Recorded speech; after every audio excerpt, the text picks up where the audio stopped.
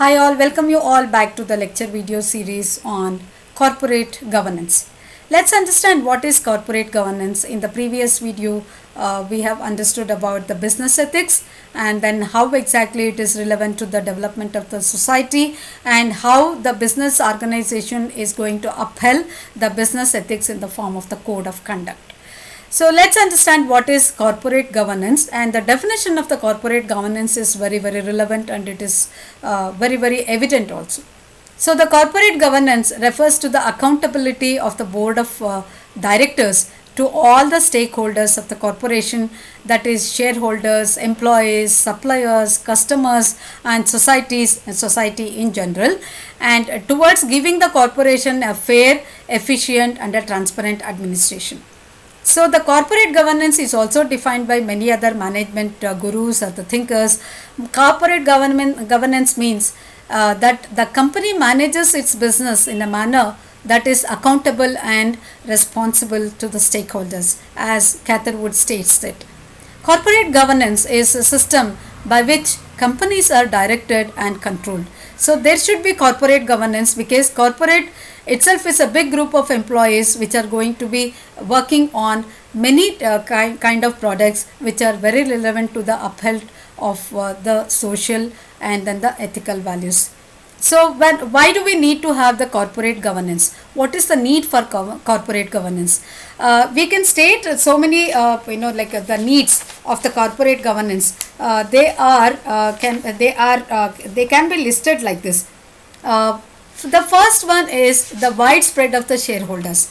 When we think about the shareholders could come from any kind of geographical regions. So when there is a widespread of shareholders, a company has got a large number of shareholders and they are spread over all kind of the geographies, like they could be in entire world, it could be global, and a majority of the shareholders they are being organized and having indifferent attitude towards the corporate affairs.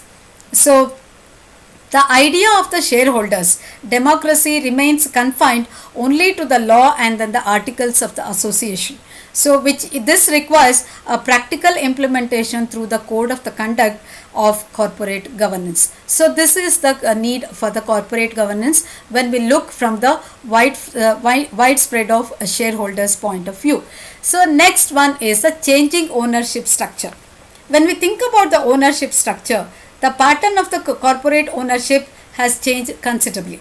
So when we think about this corporate ownership structure in the present day times, with the institutional investors, foreigners are also involved in it, and then the Indians are also involved in it. So when we think about this kind of combined structure of ownership, then the mutual funds are becoming largest shareholders in large corporate private sectors. So these investors have become the greatest challenge to the corporate managements.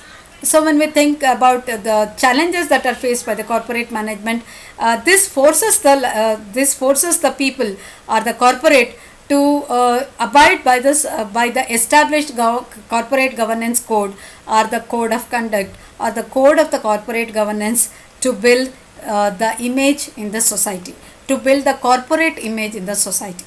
So this is the need of the corporate governance towards the changing ownership structure.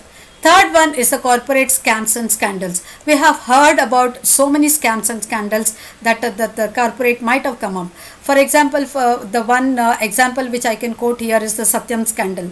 So this kind of corporate scams and scandals also had to be taken care by the need of the by the corporate governance. So when we think about the need of the corporate governance, to see whether there could be any kind of corporate scam or the scandal that is going to come up. Corporate scams are it is the frauds. Basically, it is the frauds. In the recent years of the past, it will take away the public confidence in the corporates. So it will take away the public trust in the corporate management. So you can state the Harshad Mehta scandal, you can mention the Satyam scandal. All these, perhaps it is one of the biggest scandal that the corporate governance has seen. So to build the trust, the corporate governance should be well in place so that it will take care of any kind of scams or scandals of not. So in this case, need of the corporate governance is to avoid any kind of scams or the scandals, and to keep the interest of the society and the trust of the shareholders well in place, which is going to improve the image of the company and the trust building of the company in the eyes of the society. So what is the need of the corporate governance in making the greater expectations to meet the greater expectations of the society of the corporate sector? Society of today holds the greater expectations from the corporate. It expects the corporate to give the employment. It expects to give the corporate reasonable price. It expects the quality, better quality. It expects the pollution control. It expects the best utilization of the resources. So in terms of the greater expectations of the society of the corporate sector, there should be a corporate governance which is going to keep an eye on all the expectations and to meet the social expectations. There should be a code. So the need of the corporate governance in terms of meeting the expectations of the society through the code that is established. So what is the need of the corporate governance in hostile takeovers? The takeover of the company should involve the proper handing over of the company to the other person. It should not involve any kind of scams, and it should make sure that takeovers of the corporations are witnessed in the several countries.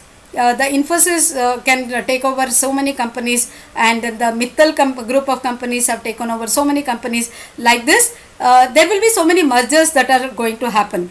During the merger, interest of both the parties have to be properly taken care of. So there is the need of the code by the corporate governance. So no party is going to go under the laws, and both the parties have to be equally benefited, and both the parties have to take care of the social connectivity of their business in the eyes of the society. So there should be the hostile takeovers. It should not hamper the progress of any other party. So the factors also points out at the need of the corporate governance when the takeover happens. So there is a huge increase in the top management compensation.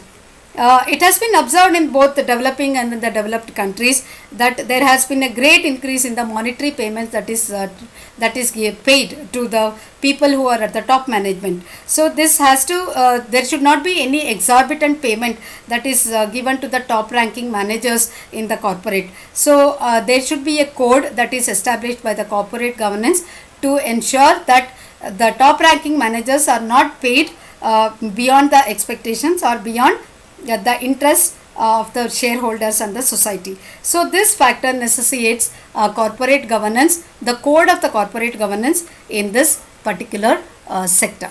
Globalization is the other one. Desires of the more and more Indian companies to make it global, and it is going to make sure that it is going to enter into the international stock exchange, and it also going to focus on the need of the corporate governance. So in fact, corporate governance has become a buzzword in the corporate sector. Wherever the corporate governance has got a proper code, those companies will only be entertained in the international stock exchange, because there will be a loyal code that is in place, which is going to take care of everything, and there will be a trust in the local community. This is about the need of the corporate governance. Principles of the good governance is that there is honesty, transparency, accountability, responsibility, independence, fairness, social responsibility. These are the principles of good governance. This is going to give a good governance to the corporate. So corporate code will definitely look for all this, and the good governance code will give the accountability for all these kind of the outcomes and the principle of building the trust in the society. So with this, we are going to conclude this lecture video session on the corporate governance. So we have come to the concluding part of this corporate governance and the good governance, how it is going to impact the society, how it is going to build the trust among the people. Thank you everyone. With this, we will come to the end of the social responsibilities